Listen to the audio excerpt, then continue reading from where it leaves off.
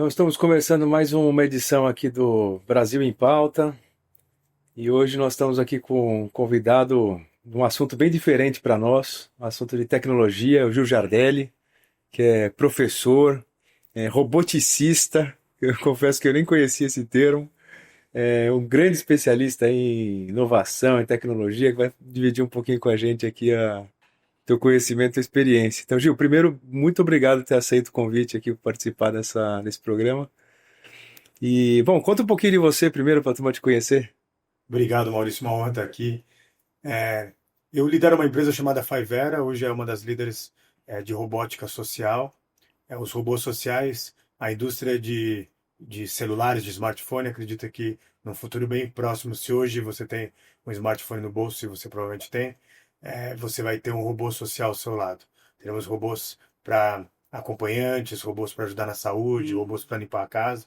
E aí a minha linha de humanoides, os humanoides são os robôs que são similares à nossa composição, né, humana, de membros, braços.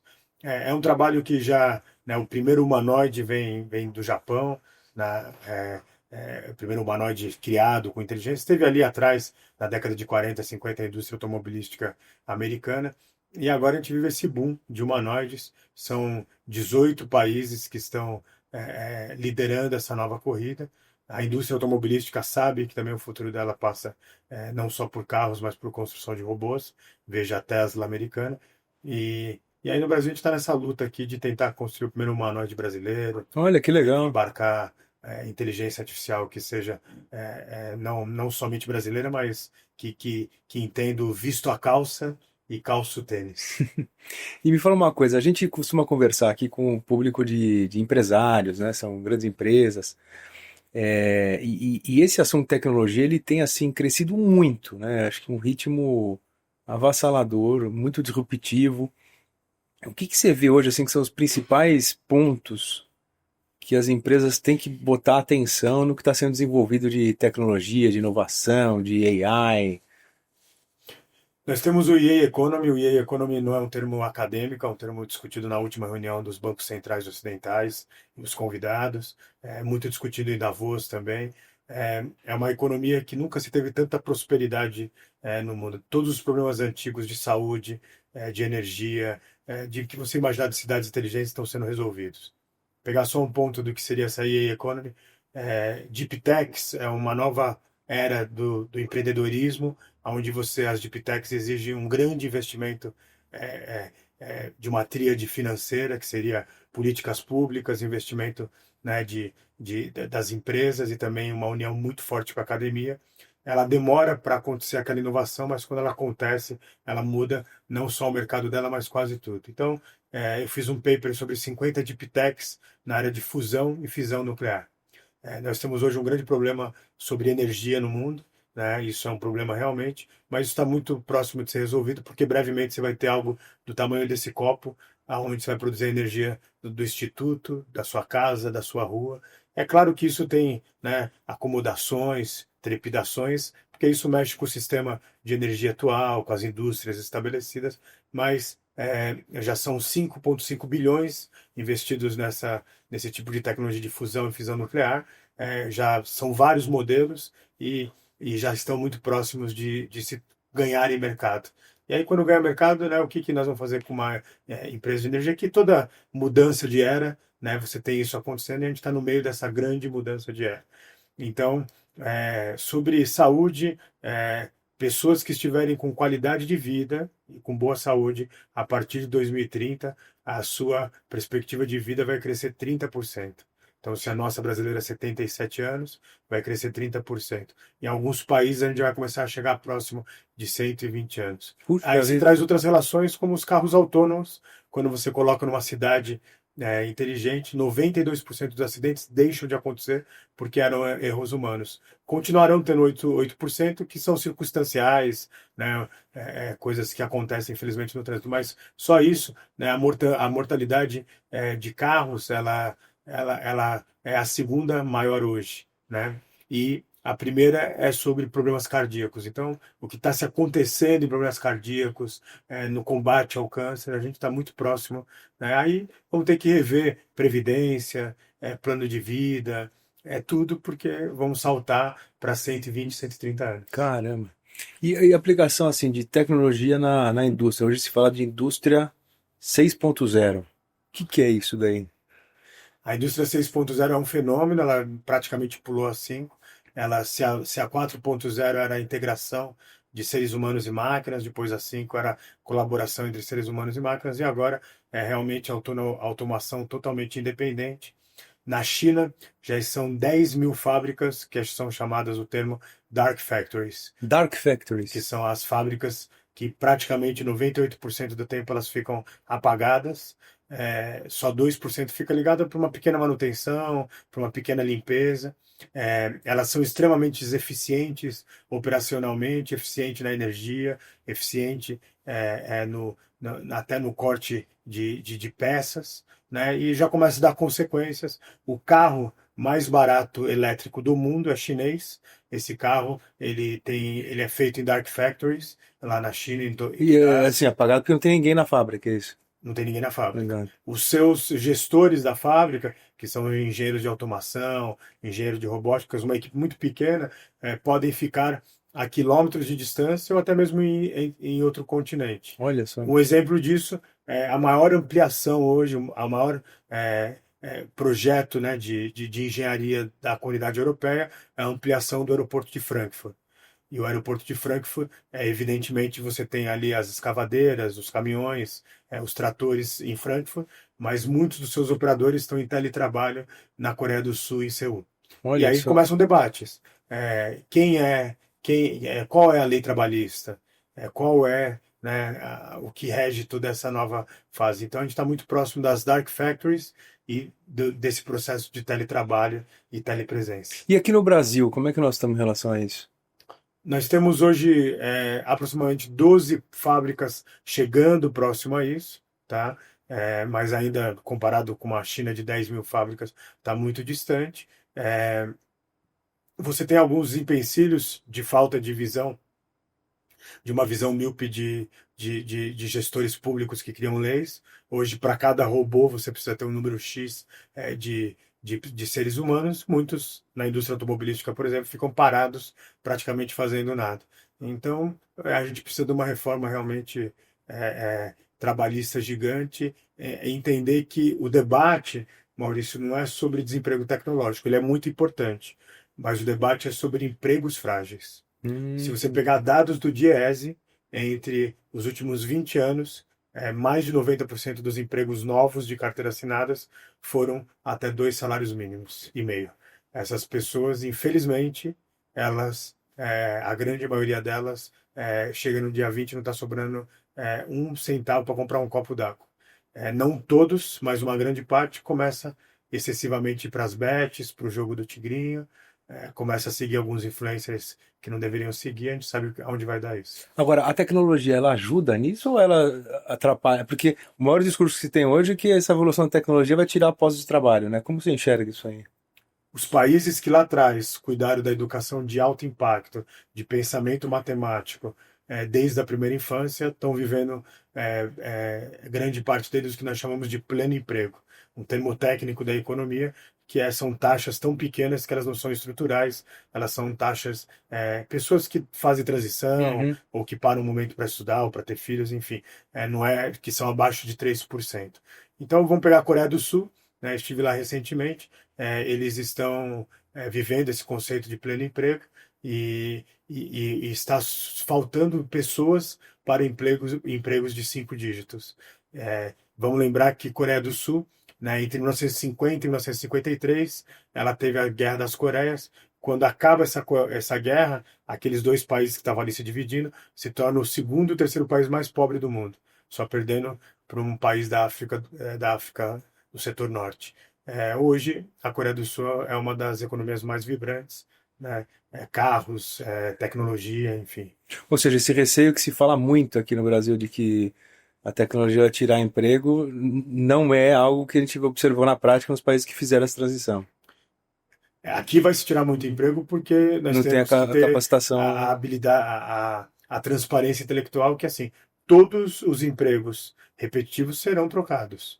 serão E substituídos. aí cabe uma mudança do sistema de educação para capacitar essas pessoas para assumir novas funções que vão surgir, é isso. Que são milhões, muito, está surgindo muito mais funções hoje, inclusive no Brasil, do que se tirando esses empregos. O problema é que Isso é está se colocando. interessante. Aqui próximo, né, o Hospital das Clínicas está precisando de profissionais, por exemplo, impressão 3D de órgão similar a órgãos humanos, pele, membros. Não tem profissionais, tem que trazer de fora. Você tem hoje pessoas que fazem lá fora revisão de antenas de telefonia, de telecomunicações com drones. Aqui não está regulamentado. Abriríamos mais ou menos 5.000 vagas. Então, é, é, como diria a presidente do Banco Europeu, sobre essa questão do EA Economy, está vindo um tsunami e nós estamos discutindo se a gente vai usar maiô, biquíni ou sunga branca. Essa é uma boa colocação. Mas sabe que esse aspecto, né, da educação, a gente tem uma experiência, eu conheci há pouco, eu fui visitar uma escola profissionalizante do Senai, que fica aqui na Marginal do Pinheiros, que é uma escola de biotecnologia. E lá eles estão trazendo essa educação de ponta, de altíssimo nível, para as pessoas, inclusive carentes aí, né? O foco maior inclusive, a turma da favela que fica logo em frente ali. Mas assim, está formando cientistas, né? E lá tem essa impressora de célula, tem, puxa, então talvez o caminho seja esse mesmo, né? Criar modelos de educação que sejam já focados nas necessidades da indústria, né? Você deu um exemplo muito bom. O Senai está fazendo um trabalho fabuloso no Brasil inteiro. Se a gente pegar as Olimpíadas de Robótica, tudo que eles fazem parte, as equipes brasileiras, em todas as idades e categorias, estão entre as 3 primeiras colocações, que é um trabalho fabuloso. E aí não é uma questão só de Senai, mas é que a gente tem que compartilhar isso com toda a nossa infância e juventude. O Senai se esforça, cria centros, está sempre na ponta, está criando uma área agora de robótica em Santa Catarina muito avançada, mas aqui aí é um projeto do Senai, do sistema da indústria, que precisa de um projeto de nação. Perfeito. O que nos deixa, como estudiosos, preocupados, foi feito agora pelo Instituto Itaú Social, né, o Itaú, é, é, uma pesquisa muito grande, pediu para que as pessoas entrassem e pagassem para assistir um filme nessas de streams, Netflix, Max, né? Eu não me lembro o número exato, mas foi um pouco menos ou um pouquinho a mais de 20% das pessoas que conseguiram fazer 3 ações que para a maioria de nós aqui é simples, mas isso mexe com transformação digital de banco, de sistema de saúde, né? Minha mãe, estamos chegando, vai ser depois, mas próximo do Dia das Mães, amo ela, mas uma senhora de quase 80 anos, para ela é difícil a telemedicina, né? Então a gente tem essa preocupação dessa nova alfabetização com as outras gerações sobre esse mundo digital. Interessante. E isso tem a ver, na nossa conversa anterior você mencionou um conceito de educação anti-robôs. Tem a ver com isso ou é outra coisa diferente? Tem tudo a ver com isso. O que aconteceu? Há 3 semanas atrás foi aberta nos Estados Unidos uma fábrica de humanoides para o trabalho, tá? Antes de eu falar dessa fábrica, eu vou falar de uma anterior. A primeira fábrica de robôs de humanoides vai completar 2 anos agora. Ela produziu em 2024 10.000 robôs, em 2025, e 2025 vai produzir 20.000, 2026 40.000 e dobrando até 2030. Onde que é essa fábrica? Indiana, nos Estados Indiana. Unidos. E ela produz esses robôs, toda a sua produção até 2030 já está comprada. Se você chegar lá com um caminhão de dinheiro e falar quero, não tem como te entregar esses robôs. Por quê? Pela legislação americana, antes se você pegava um imigrante legal, o imigrante legal era retirado e pronto. E há alguns anos atrás, muitos anos, foi colocada uma multa no empresário. Então não tem como ter espaço para trabalho ilegal. E aí, qual é o caminho? Você colocar robótica em trabalhos que são, às vezes, muito salubres, como cortar bifes nas grandes empresas de proteínas do Texas. E aí está se colocando esses robôs, como também no processo de logística, né, de uma Amazon ou de outras gigantes, que uma Amazon, no último Natal, por segundo, foram, lembro o número exato, mas passava de 50.000 pedidos por segundo. Caramba. Então é quase desumano, né, um humano fazer esse trabalho. Então você está colocando automação, primeiro aquelas esteiras robóticas e depois você vai melhorando sobre isso. E aí o que aconteceu? Aí agora há 3 semanas uma nova fábrica de robô na Califórnia, que está muito avançado com a IA generativa também dentro desses humanoides. Ela antes demorava 2 semanas para fazer um humanoide. era quase que um trabalho feito personalizado, é quase como fazer uma bolsa de uma grande marca francesa. E agora eles estão fazendo cada humanoide em 4 minutos. E Caramba! aí a projeção é que nos próximos anos eles produzam pelo menos 3 milhões de robôs por ano. Então você imagina, é, todos nós teremos algum humanoide de algum tamanho do nosso lado. Humanoide, você fala assim, robô que tem a aparência humana ou que performa ações que o ser Que humano tem não faz? aparência humana, mas não precisa ser. Na verdade, os humanoides são que têm membros, que têm o nosso fenótipo de corporal. E o que é essa educação anti-robô? A educação de robô, a gente tem que fazer uma pergunta que é assim: o que seu trabalho que você está fazendo hoje, quando a máquina poderá fazer algo repetitivo? O seu trabalho não, porque ele passa pela conversa que nós tivemos, por pensar na pauta, projetar, né? As relações internacionais, ela sempre vai ser humana, mas vamos pegar aqui para um grupo que está aqui conosco aqui. A Canon, que é uma produtora de câmeras, a WPP, que é o maior grupo, um dos maiores grupos de publicidade do mundo, e uma empresa de robôs de Boston, estão fazendo agora o cameraman robótico. Vai lá no meu Instagram, você vai ver o vídeo. Eu só dei a notícia, não quer dizer que eu concorde. Aí o Vai tirar o pessoal, emprego de quem está aí o pessoal gravando no meio aqui. ficou bravo comigo, começou a xingar, alguns foram, muitos foram educados, a minoria. E assim, mas o que que está fazendo? Essa automação. No final, é eficiência. No final, vivemos um choque de gerações humanas hoje no mundo. Numa empresa são 6 gerações trabalhando conjuntamente em alguns casos. Então, estamos numa fase de muita turbulência, mas como otimista racional sem ser poliana, um momento fantástico. Então, o que eu entendi é que essa educação anti-robô é você preparar as pessoas para exercer essas funções que não vão ser substituídas pelas máquinas, é isso? Exatamente. Vamos pegar os C-levels. Hoje, para você criar negócios que estão realmente tendo rentabilidade, né, que estão tendo, você tem que ter os C-levels que tenham dois tipos de pensamento. Um é um pensamento matemático, sim, ele tem que ser também cartesiano, sim, ele tem que ser focado em custo, especialmente no mundo turbulento que a gente está, focado no quarto, no ano fiscal, mas sim, ele também tem que ter um pensamento extremamente humano, humanista, aquelas reuniões aonde se falava para um CEO, o conselho, você não é pago para pensar nesse tipo de preocupação, deixe isso com a área de gestão de pessoas, acabou. Então, isso foi difícil porque a maioria dos nossos CEOs vieram de escolas de ciências exatas. E eles eram muito pragmáticos, eles têm que continuar. Né? O que faz o mundo são os quartos, os anos fiscais, mas tem essa gestão da prosperidade e a gestão de futuro que é importante para o C-Level agora. Interessante. Agora, falando de barreiras aí na verdade não barreiras, mas fronteiras de tecnologia, né? Hoje a inteligência artificial está crescendo de uma forma impressionante. Para onde vai isso daí? O que a gente pode trazer para aplicar para dentro das empresas? Que eu ainda sinto que a gente, como empresário, a gente usa muito pouco a capacidade que já existe, né? E que deve ampliar muito ainda para o futuro. O que você acha que tem de perspectiva e o que a gente pode trazer isso para dentro das empresas? Vou pegar uma indústria que vai ter uma revolução, vai ser um terremoto de nível 10, né? Que só vai ter o nível 9.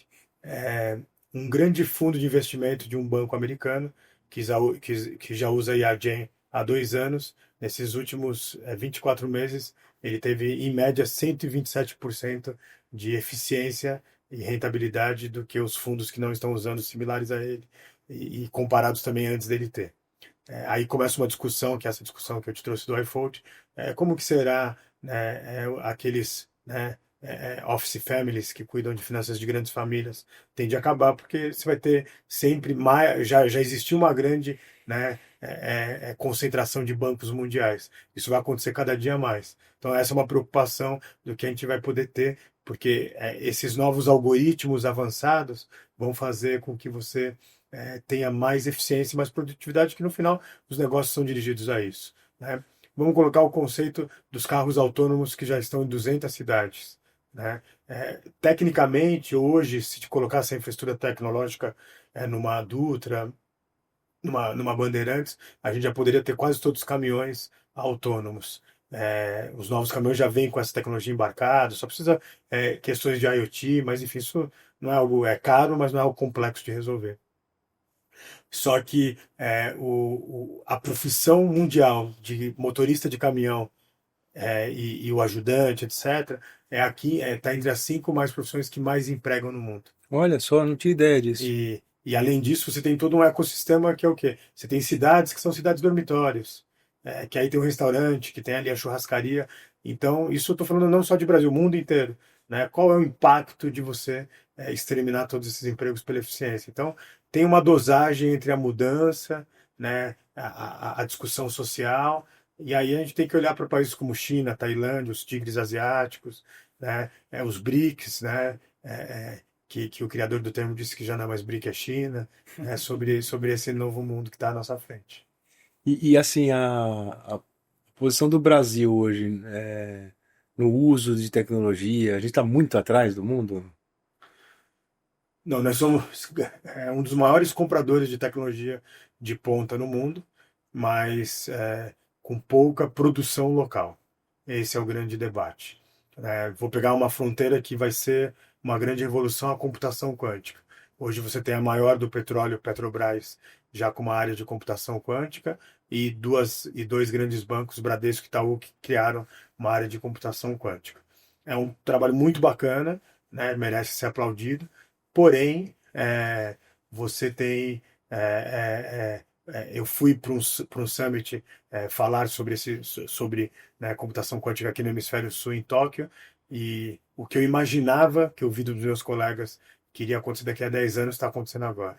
Então, quando a IA-Gen e a computação quântica se unem, você tem uma nova matemática, novos processos de resolver equações complexas empresariais, criar novos materiais que podem substituir o tipo de plástico que nós usamos hoje.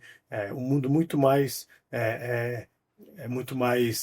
sustentável com o que está vindo por aí. Né? Você tem, por exemplo, uma Boeing na área de computação quântica que eles já estão bem avançados, né? O avião que vai sair dos seus laboratórios de computação quântica em Palo Alto, acho que é Palo Alto, é ali no Vale do Silício, é, é completamente diferente dos aviões que nós conhecemos hoje, de 2 asas, enfim. Então, olha só a transformação. Maurício, são tempos fantásticos para estar vivo. Eu imagino. E agora, essa parte de computação quântica, né? O que que isso tem de impacto mais na nossa vida? Porque, eu vou falar, pessoalmente, eu entendo muito pouco disso.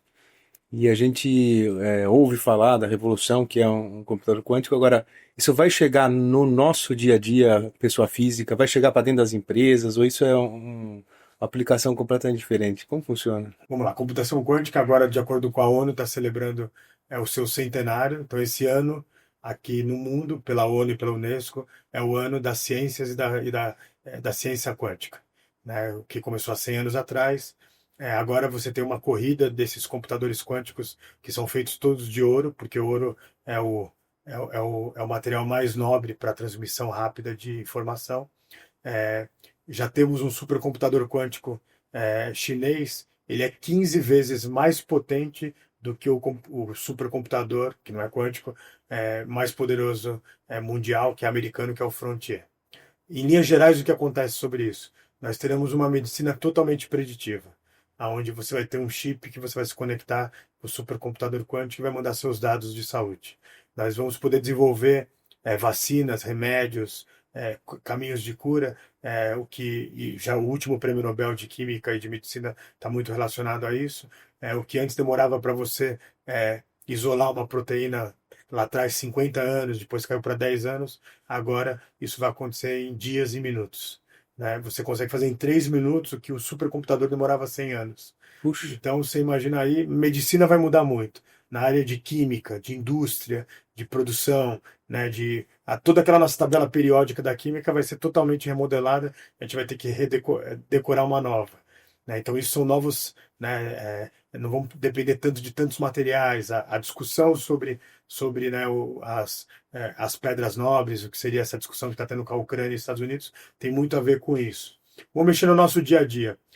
Tem um algoritmo muito famoso, quântico, que tudo era teoria e de repente a coisa vai se transformando.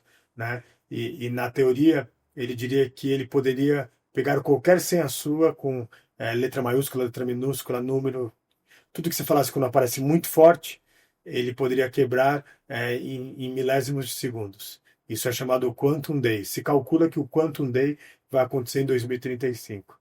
Então, 2035 é logo ali para os negócios. Então, todas as nossas senhas de tudo, das nossas criptomoedas, da nossa conta bancária tradicional, vão ter que mudar radicalmente. E vai virar o que isso aí? Biometria? Há muitos caminhos. Talvez a biometria deva ser um caminho muito grande, porque realmente, né, é o nosso globo ocular, cada um tem um deles, mas assim, é uma nova fronteira de cibersegurança. Se você olhar a agência que estava sendo liderada pelo Elon Musk, lá dentro tem projetos antes dele de ativistas, de profissionais quânticos, que são esses exércitos que vão tentar combater, dar uma resposta quanto a isso. Vamos pegar aqui, estamos ainda na suposição, né, às 9 horas de apagão em Portugal. Não se tem até hoje qual é de fato o que aconteceu. Tudo indica, há muitas evidências, que foi um ataque cibernético. Tá? Acredita-se que hoje a Rússia tem milhares de soldados, de ataques, né, de cyberataques. São soldados diferentes, a maioria deles estão de óculos, sem nenhuma arma na cintura, mas podem. Aqui no Brasil está acontecendo muito sequestro de todos os dados de uma empresa. E aí, quando você sequestra o dado, não é que você tem o telefone do senhor, você para o sistema de pagamento daquela empresa. Puxa, vida, que coisa, hein?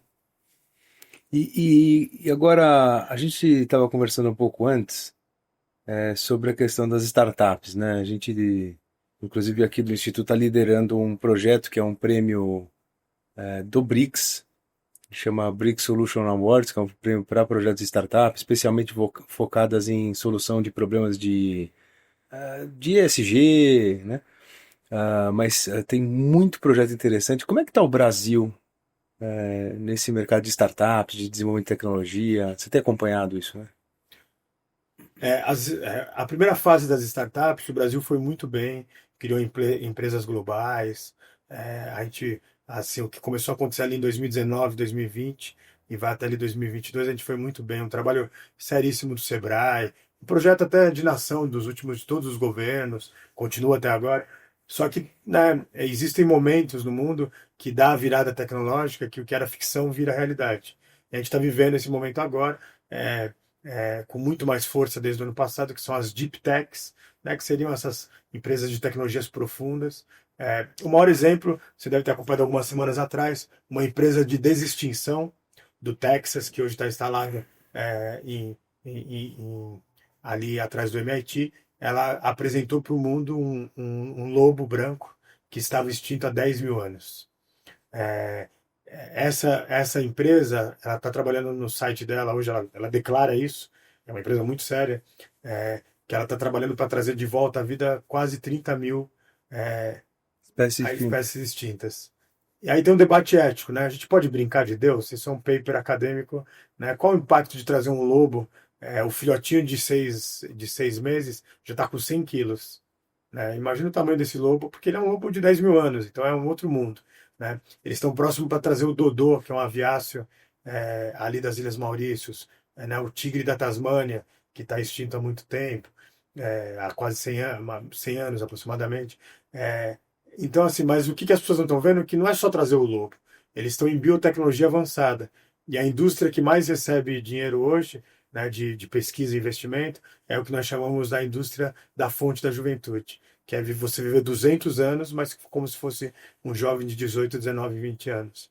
Então, essa empresa está trazendo uva, mas por trás ela está fazendo biotecnologia para o abacaxi cor-de-rosa, que é um abacaxi que tem uma série de vitaminas e é considerada a fruta mais perfeita.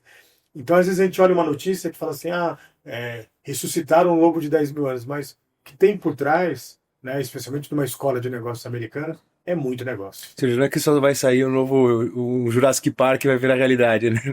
Não é essa ideia. Não, se você pegar toda a entrevista do presidente dessa Deep Tech, ele fala, não, a gente, além do imperativo moral da gente tentar resolver alguns problemas que a gente fez lá, Ninguém sabe por que que o... Quer dizer, sabe por que que o... Não foi culpa do ser humano que o lobo branco se foi, mas ele está falando das espécies mais daqui, Uhum. próxima das nossas gerações. Mas tem muito dinheiro na mesa para saúde, para cuidados pessoais, e a verdade é, quem está vivendo hoje com uma vida saudável, boa, com dinheiro, quer ficar muito tempo nesse planeta. Quem, infelizmente, a grande maioria está sem uma condição plena, que nós chamamos de é, é um grupo de pessoas que está muito abaixo do que é o mínimo para que um ser humano faça. E aí a nossa preocupação como ciência, como academia, é dizer que ou o mundo é de todos ou não será de absolutamente ninguém. E questão de financiamento para esses projetos de startups aqui no Brasil hoje é muito difícil, porque parece que é uma das maiores reclamações que a gente recebe aqui de empresários de tecnologia, né? Eu participo de um comitê e ali pessoas de alto pensamento estratégico, e aí uma das discussões foi uma pessoa, um grande amigo, apresentar sobre o número de áreas que você tem para pedir dinheiro, de financiamento. E aí a academia tem que ser muito educado, aliás, tem que ser educado em todos os momentos. Eu falei, olha, é muito bacana, mas esses projetos eles são feitos para grandes empresas. A minha empresa que é, tem menos de 30 funcionários, ela não consegue essas linhas de investimentos, tem o apoio de empresas grandes, mas é muito mais no amor do que se eu fosse seguir todo o compliance do que tem. É, não, mas vamos te ajudar e tal. Então, assim, o que temos hoje você tem muito a lei do bem, iniciativas bacanas, mas você precisa de uma área gigantesca para poder chegar nesse dinheiro. Então, a forma como estamos hoje, ela está sufocando. E vamos falar sobre a inteligência artificial, que foi um ponto que você tocou. A proposta de regulamentação da inteligência artificial foi colocado pelo senador Pacheco, né, que foi o ex-presidente do Senado. Eu fui uma das vozes contrárias, até assinei um documento, uma análise que eu fiz para uma associação ligada à inteligência artificial.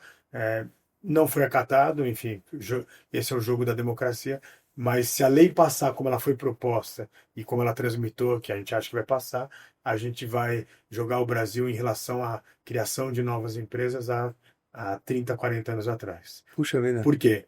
São muitos pontos, vou pegar só um, tá? É, é, se nós montamos uma empresa de inteligência artificial de ponta, eu tenho os mesmos compromissos que uma Big Tech tem. Não que elas não tenham que ter, não é essa a discussão, mas uma startup que começa com duas, com quatro pessoas, não tem condições de ter todas as obrigações que uma empresa já estabelecida há décadas, há mais de 50 anos, mais de 100 anos, tem que ter. É esse peso que precisa ser feito, entendeu? E no final você tem um problema muito sério que é a regulamentação das big techs, que aí confundindo deepfake com IA, e, enfim, fizemos uma jabuticaba mesmo. Bom, falando em deepfake, como é que é a perspectiva disso? Porque é uma coisa que assusta, né? A gente tem visto aí, você já não sabe mais dizer se foto é real, se vídeo é real. Como que vocês têm visto isso daí? Com muita preocupação, mas é como a chuva, choverá. Entendi. Temos que tomar precauções. Vou te dar um exemplo nos negócios. Eu visitei Zegvale, que é o vale de, de empreendedorismo, de deep techs, startups ali da Suíça, montado pelo sistema financeiro suíço. Eles estão falando, nós sabemos que vai mudar o jogo das finanças, mas não importa se for criptomoeda, a gente vai ser o melhor banco do mundo, o melhor sistema financeiro do mundo. Então são 4.500 startups e deep techs ali em Zegvale, que fica do lado de Zurique. É, Eles desenvolveram lá um economista-chefe de um grande banco. O nosso rosto humano, Maurício, ele tem em média 230 modificações entre sorrir, ficar triste, preocupado. Eles já fizeram esse rosto com 217 mudanças. Hoje, a maioria das pessoas, quando está falando com esse economista-chefe, não tem ideia de que está falando com uma pessoa que é um avatar. Ah, E ele consegue dar simultaneamente e de forma totalmente personalizada 4.500 conselhos financeiros, caso você seja um correntista desse Banco Suíço Mundial. Não é que ele vai dar o mesmo. Então, isso lembra um pouco o filme Hair, quando o principal, né, ator ali do filme, ele pergunta para a inteligência artificial dele: Você me ama? Ela fala assim: Sim, te amo, na hora. Ele fala assim: Mas nesse momento você só está me amando? Aí ela responde: Não, nesse momento eu amo 47.357 pessoas. Então vai ser é um mundo personalizado. Agora, qual a consequência disso? As eleições da Argentina, a última eleição, um dos candidatos à presidência, né, que era o ex-presidente, ele não ganhou, mas faltando ali 2 dias vazou uma cena dele fazendo, enfim, cheirando cocaína, fazendo coisas que não caberia, né, a uma pessoa pública. Não cabe a ninguém, mas enfim, vamos ficar sobre a pessoa pública. Só que aquilo lá era totalmente deepfake, que são vídeos, né, falsos profundos. E aí a gente vê na nossa política hoje, o nível que está, a gente se preocupa com o que pode acontecer, porque depois de um dia, dois, você pode falar que é uma deepfake, mas é, O estrago já foi o feito, né? estrago foi feito. Então a gente começa a viver esse. E aí entra num outro debate, né? As ondas de Gondratiev foi um pesquisador da União Soviética, ele apoiava muito o regime soviético, mas ele era um pensador de ciências exatas, ele fez modelagens, que chamam as ondas de Gondratiev, que fala que cada 80 anos vai ter uma grande mudança no mundo. E aí, inclusive, ele fala que a União Soviética, quando estivesse completando ali os 80 anos, teria muito problema. Foi exatamente o que aconteceu em 89. E por causa dessa fala, que para ele foi uma fala técnica, ele parou na Sibéria, nas prisões da Sibéria. Puxa, Mas você usando hoje as ondas de Gondratiev, tem vários professores lá na fundação que são fantásticos isso, você vê que a gente está numa grande mudança. E aí, pegando o Estado-nação, o conceito de democracia, o que mais está sofrendo é a nossa democracia, as democracias e os valores ocidentais. mas a gente tem como se proteger disso, porque eu imagino que vai chegar num momento que a gente não vai conseguir mais distinguir, né, o que que é real, o que que não é, no, esse aspecto de deepfake, de construção de realidade, né? De novo, voltamos para a educação, Maurício. Países que estão à frente estão colocando, desde a primeira, ali no final da primeira infância, já a educação sobre as novas tecnologias. É claro que você não vai ensinar para uma criança de 6 anos algoritmo avançado de IA, mas você tem que ensinar sobre um pouquinho como era a nossa geração, que era não aceita bala de quem você não conhece, não aceita carona de quem você não conhece. E o mundo mudou tanto que hoje, até um tempo atrás, o Uber era assim, te dava bala, a carona de quem você não conhecia, não era isso? Hoje, se aceitar a sua corrida, você já está feliz. É verdade. E você tem andado bastante pelo mundo, eu sei que inclusive está montando uma missão aí para Expo lá de Osaka. O que que você tem visto no mundo aí, assim, de países que estão mais avançados nesse aspecto de tecnologias, principalmente aplicado pelas empresas, né? Primeiro, uma serenidade. Segundo, que eles curaram um mal que é global, que são as corrupções. E aí eu não estou falando só de grandes corrupções, estou falando da nanocorrupção.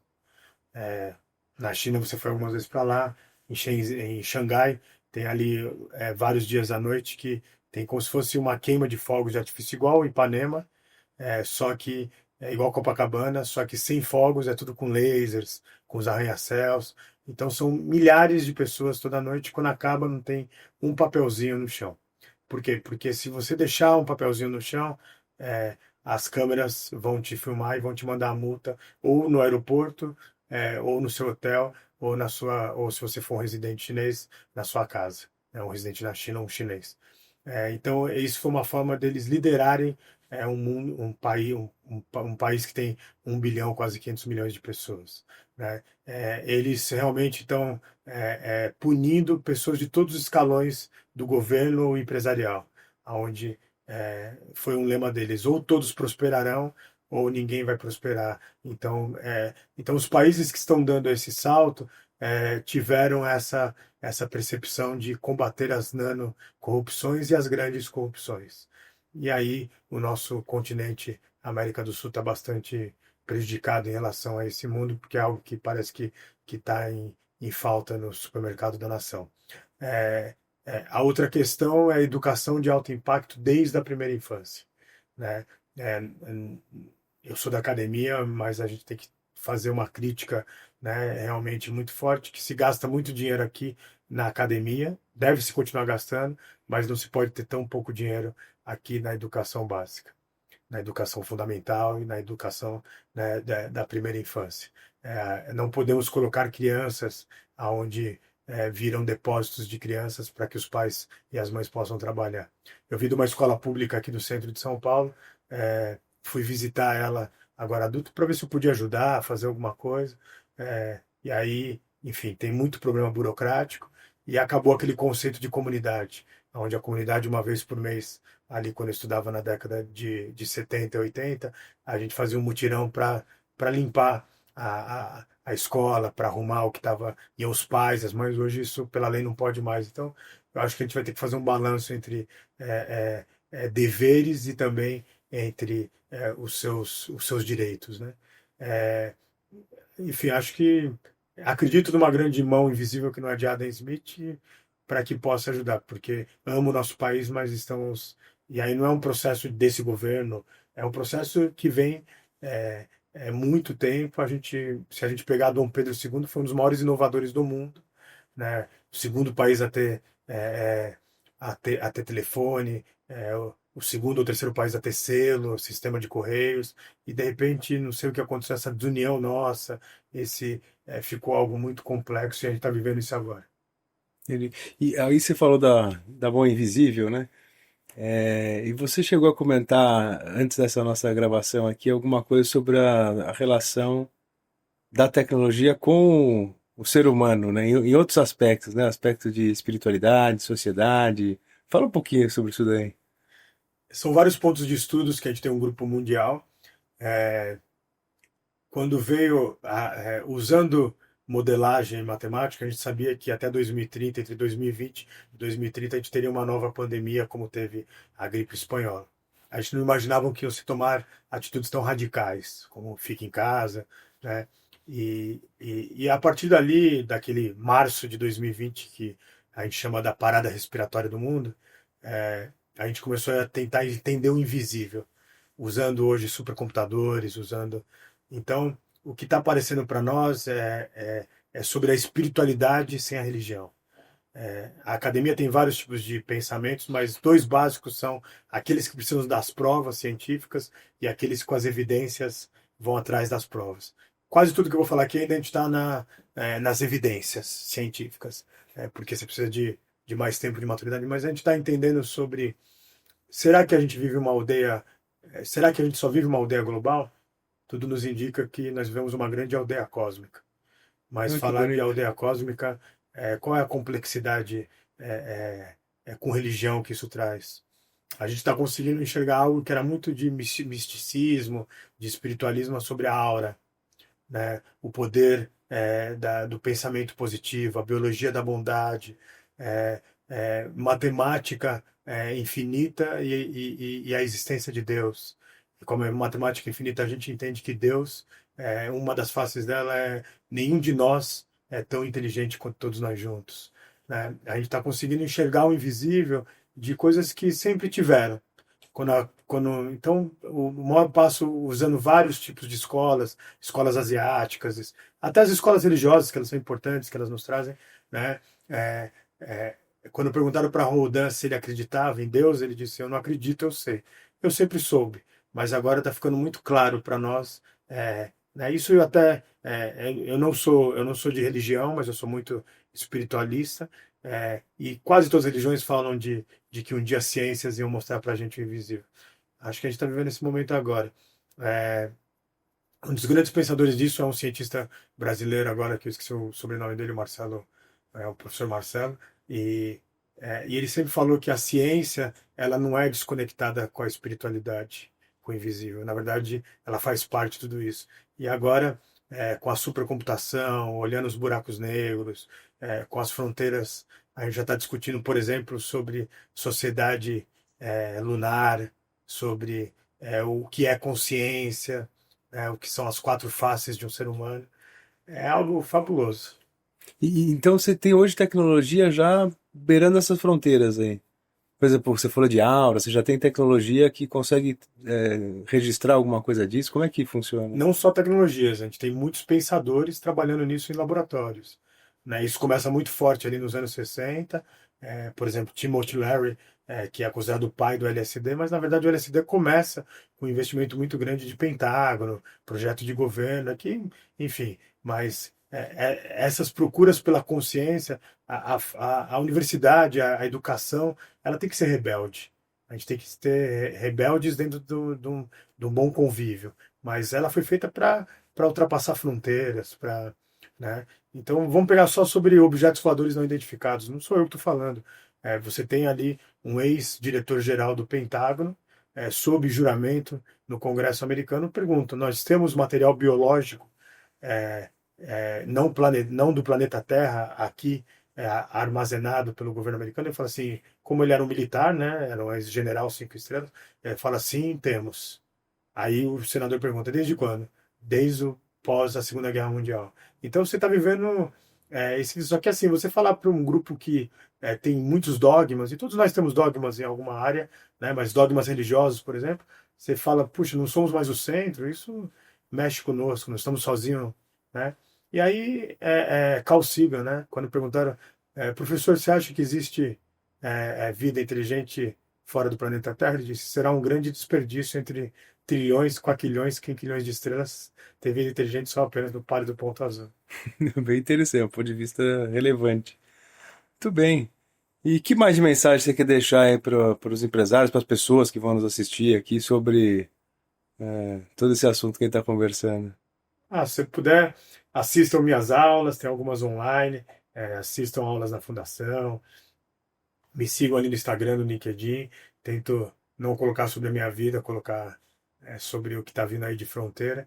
Acho que a vida me deu tantos presentes de poder viajar o mundo, estudar e depois lecionar como professor convidado em Stanford, MIT.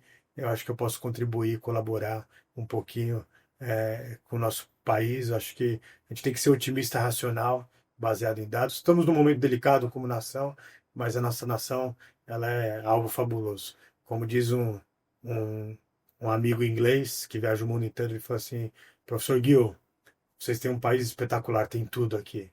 Vocês só precisam ser uma nação. Eu acho que está na hora de ser uma nação. Muito interessante, muito bacana. Puxa vida, olha, obrigado pela nossa conversa aqui, acho que foi muito útil, abre a nossa cabeça para um monte de possibilidades, né? E, puxa, eu desejo muito sucesso aí no teu futuro profissional, que a missão para Osaka vá bem, e seguimos juntos aqui. Obrigado mesmo, viu? Obrigado, Maurício, uma honra.